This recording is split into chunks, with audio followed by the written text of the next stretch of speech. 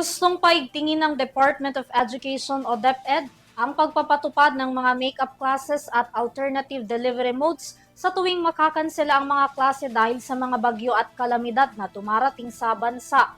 Ayon sa kagawaran, malaking epekto sa marka ng mga bata ang pagkawala ng pasok sa paaralan. Bagamat batid ang kaligtasan ng mga ito gayon din ng mga guro, marapat raw na gumawa ng paraan para tuloy-tuloy ang kaalaman ng mga bata. Narito ang aking balita.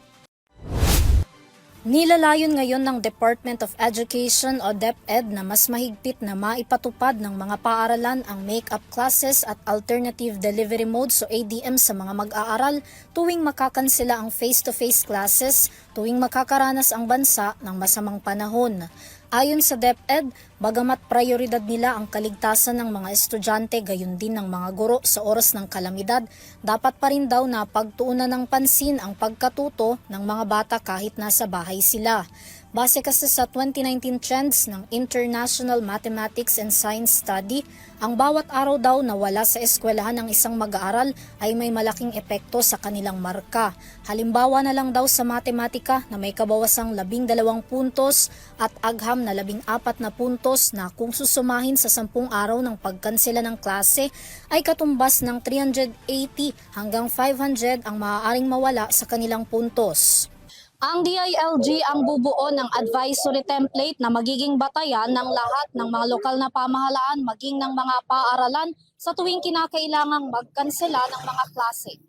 Binigyang diin naman ni Education Secretary Sani Angara na bagamat hindi kayang pigilan ang iba't ibang kalamidad na tatama sa bansa na humahantong sa pagkansela ng mga pasok sa eskwelahan, may mga paraan pa rin naman daw para magpatuloy ang mga bata sa pagkatuto.